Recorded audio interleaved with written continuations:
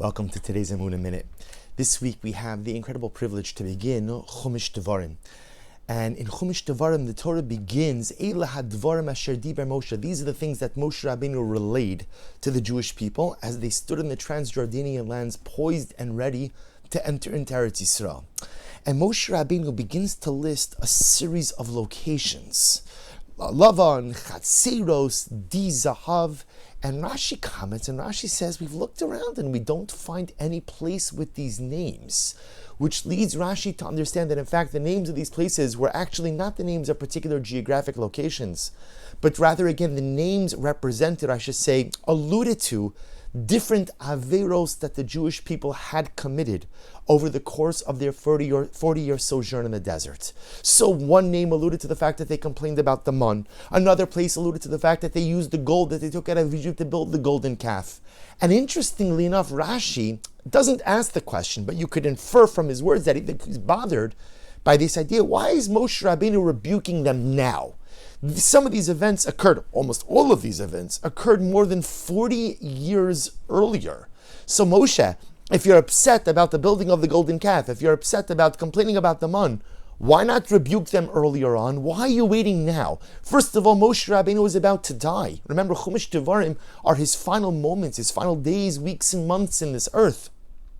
And he has so much he's trying to give them, so much trying to convey to them. Why rebuke them now? Why bring it up now for things that occurred more than 4 decades ago, and you didn't even rebuke them 4 decades ago? And Rashi says something amazing.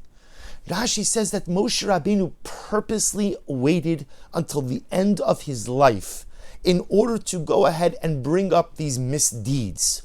Why? Listen to the words of Rashi. Shelo yehe mochichan v'chozer umochichan. In order that he shouldn't come to rebuke and rebuke them again. See, what Moshe Rabbeinu was concerned about was as follows. If I give them musar, constructive feedback, constructive critique, if I go ahead and I highlight to them their mistakes, there's a concern about doing that over and over and over again. Moshe Rabbeinu purposely waits until the end of his life to rebuke the people for their misdeeds, and not rebuke them in order to chastise them, but to rebuke them in order that they could grow from their mistakes, understand their mistakes, understand the collateral damage that their mistakes have brought about. But Moshe Rabbeinu dafka waits until the end of his life, shelo yehi mochichan v'chozer mochichan, in order that he does not end up perpetually critiquing or chastising them. And who does Moshe Rabbeinu learn this from? Says Rashi, from Yaakov Avinu. That Yaakov does not go ahead and rebuke or chastise his sons for their misdeeds until Parshas Vayechi, until he's on his deathbed. Why? Same idea. Because Yaakov was concerned, if I begin to chastise them when I'm young, I may continue to do it over and over and over again. And what a profound idea. Sometimes people who we care about deeply hurt us, and they wrong us, or we see them do terrible things. And so, there's a mitzvah, hochiach tochiach es hamisecha.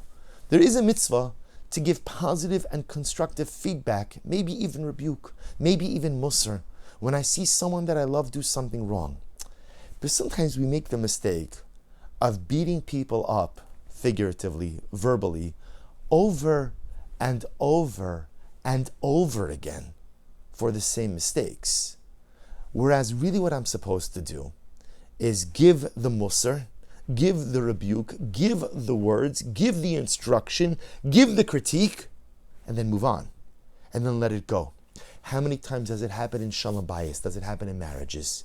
Where a couple have a disagreement about a particular issue, and it's amazing.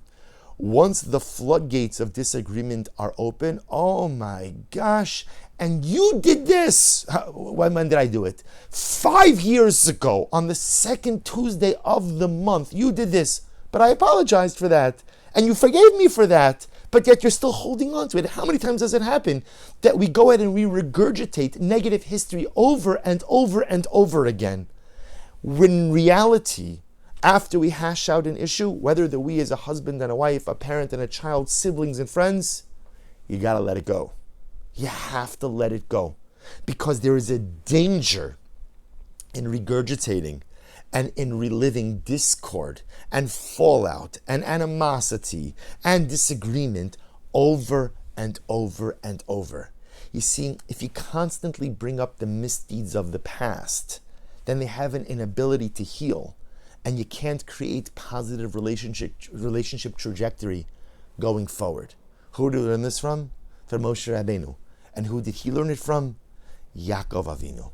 Moshe purposely doesn't rebuke the people until the end of his life in order to avoid the trap of mochichon uchozer mochichon, constantly beating people over the head with their misdeeds over and over and over again. Sometimes you have to give your feedback, you have to give your critique, sometimes even your musar, and then you have to learn to let it go. Imagine how much more shalom we would have in our lives if we learned to let go.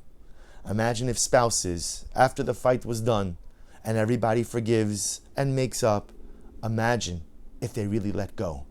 Imagine if they really let it go and just let it be part of our relationship historical past, filed somewhere far away, never to be brought up again. Imagine how much healing could happen in relationships. You know, it's what we ask HaKadosh Baruch Hu all the time. We ask HaKadosh Baruch Hu not to hold on to the sins of the past. We ask HaKadosh Baruch Hu, I did tshuva, let it go. Let it go, HaKadosh Baruch Hu. And you know what the Rebbeinu Shalom tells us? The truth is, I'll let it go if you let it go. If we let go of the misdeeds of the past for one another and don't keep bringing it up over and over and over, then perhaps HaKadosh Baruch Hu will do the same for us as well. Wishing everyone a wonderful day.